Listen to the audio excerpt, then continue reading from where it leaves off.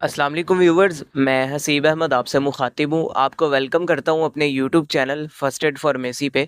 आज की वीडियो में मैं रिव्यू करूँगा D4U कैप्सूल का। आज हम इसके फ़वाइद के बारे में जानेंगे, इसके नुकसानात क्या होते हैं, तरीका इस्तेमाल क्या है और किन किन तकालीफ में इसका इस्तेमाल किया जाता है। ये सारी डिटेल्स आपको इस वीडियो में मैं आज दूँगा। लेकिन उससे पहले आपसे गुजारिश है, अगर आप मेरे चैनल पर न्यू आए हैं, वीडियो को लाइक कर दें, चैनल को सब्सक्राइब कर दें, साथ बेल आइकन को भी दबा दें ताकि मेरी आने वाली इन्फॉर्मेटिव वीडियोस आप तक पहुंचती रहें। तो चलते हैं अपनी वीडियो की तरफ। ब्रांड नेम है जी इसका D4U, जिसको बना रहा है जी जेनिक्स फार्मा, एक अच्छा फार्मा है। अगर हम इसके फार्मूले की बात करें तो इसके अंदर मौजूद है कोलिकैल्सिफेरॉल यानी विटामिन डी इसके अंदर ऐड किया गया है 2 लाख इंटरनेशनल यूनिट। जब विटामिन डी की कमी हमारे जिस्म में होती है, उसकी वजह से मुख्तलिफ जो हैं वो सेहत के मसाइल देखने को मिलते हैं। तो ऐसी कंडीशन में हमारे जिस्म में विटामिन डी की कमी को पूरा करने के लिए इसका इस्तेमाल किया जा रहा होता है। अब जिन कंडीशन में इसका सबसे ज़्यादा इस्तेमाल होता है, उसमें पहले नंबर पर हड्डियों से रिलेटेड मसाइल आ जाते हैं, यानी ऑस्टियोपोरोसिस आ जाता है। इसमें होता ये है कि जब विटामिन डी की कमी होती है, इसकी वजह से फिर हड्डियाँ कमज़ोर होना स्टार्ट हो जाती हैं। हड्डियाँ जो हैं वो बुरबुरी टाइप हो जाती हैं। ये पिक्चर साथ में चल रही है। इस तरह की कंडीशन हो जाती है, तो इस कंडीशन में इसका इस्तेमाल किया जा रहा होता है। इसके अलावा ऑस्टियोमलेशिया आ जाता है। इसमें हड्डियाँ जो हैं वो नरम होना स्टार्ट हो जाती हैं कमज़ोरी की वजह से, विटामिन डी की कमी की वजह से, और उनमें टेढ़ापन आना स्टार्ट हो जाता है। तो इस कंडीशन को बड़ों में ऑस्टियोमलेशिया बोला जाता है और बच्चों में इस कंडीशन को रिकेट्स बोलते हैं।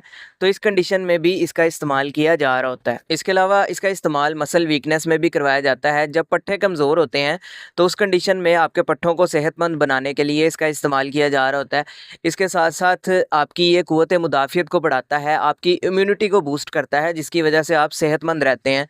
और ये हार्ट पेशेंट्स के लिए भी फ़ायदेमंद होता है। विटामिन डी स्पेशली उनके ब्लड प्रेशर को कंट्रोल करने में, मेंटेन करने में मदद देता है। इसके अलावा शुगर वाले पेशेंट्स के लिए भी विटामिन डी फ़ायदेमंद होता है, स्पेशली उनके जिस्म में इंसुलिन लेवल को रेगुलेट करने में मदद देता है और दिमागी सेहत को बरकरार रखने में भी विटामिन डी मदद देता है। अगर आपको ज़हनी परेशानी होती है, डिप्रेशन होता है, तो इस कंडीशन में भी आपको फ़ायदा देता है। अब बात करते हैं इसके नुकसानात की। इसके वैसे तो ज़्यादा साइड इफ़ेक्ट्स नहीं देखने को मिलते, लेकिन अगर आप इसकी ओवरडोज़ करते हैं तो इसकी वजह से आपको उल्टी मतली की कैफ़ियत हो सकती है, प्यास ज़्यादा लग सकती है, स्किन के ऊपर रैश, एलर्जी या दाने वगैरह देखने को मिल सकते हैं। तो इस तरह के नुकसानात आपको हो सकते हैं। अब बात करते हैं इसके तरीका इस्तेमाल या डोजेज के बारे में। तो वो डिपेंड करता है आपकी एज पे, बॉडी वेट पे, या किस कंडीशन के लिए आपने इसका इस्तेमाल करना है। उस हिसाब से इसका इस्तेमाल जो है वो डॉक्टर्स करवाते हैं।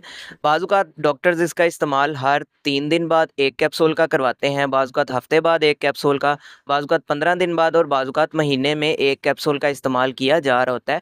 इसलिए आपने बगैर डॉक्टर के मशवरे के इसका इस्तेमाल नहीं करना, ताकि आपको बाद में कोई साइड इफ़ेक्ट देखने को ना मिले। तो ये सारी डिटेल थी जी D4U कैप्सूल से रिलेटेड। उम्मीद है आपको पसंद आई होगी। वीडियो पसंद आई हो तो वीडियो को लाइक कीजिएगा, चैनल को सब्सक्राइब कीजिएगा। अपना ख़्याल रखिएगा। अल्लाह हाफ़िज़।